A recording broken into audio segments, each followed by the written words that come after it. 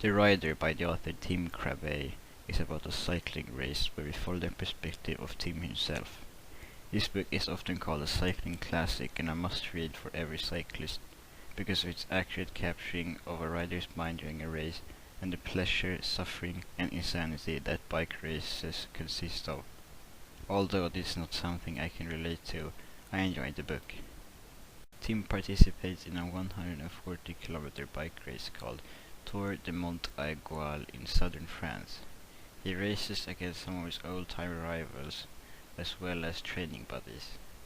During the race you get to follow Tim's progress through the race, what the mind of a rider looks like and some tactics that he is considering. You also get to read about his cycling career, where he tells us how he got interested in biking, his first race and how he progressed from it. He relates and tells stories of cycling legends from the classic races like Tour de France, Giro d'Italia and Vuelta a España. Tim is Dutch, and for them, the French and the Belgians, bike racing is considered much more than for us. They look up to the pro racers in Tour de France like heroes. It is quite special, and the only comparison I can think of in Sweden is the Korpen football league. That is where old retired players, people who failed to become a pro, and people who just love football go to play. They follow the pro league close, and after failing at becoming one, they keep playing because of their burning passion for the sport and community. I think that this is a good comparison to Tim and his community. But this book has its flaws. For example, all the riders in the race have weird French names. This made it really hard to remember who is for me, and it affected the story. I couldn't remember if it was the guy who fell in the steep bit or the guy who jumped really early. Jump is a cycling term for when someone tries to rush away from the group they're riding with to get the lead.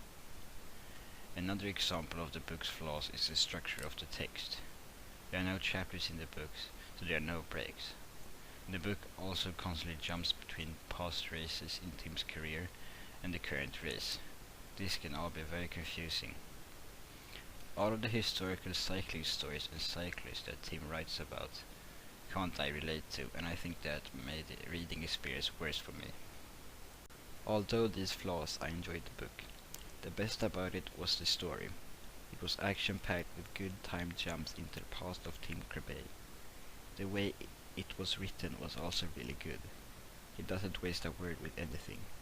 The description of environment or his thoughts passing through his head as he passes people on the road. My conclusion is that I recommend this book to anyone who is into biking and bike races. My dad is an avid fan of biking, which has led to me cycling with him and often watching the big races like Tour de France and Giro d'Italia on TV with him. I think that this definitely improved the book for me, because I can understand the system of racing as well as tactics and why the racers did what they did. I also recommend to read this book in long session, because it will be easier to remember names and if it's past or present.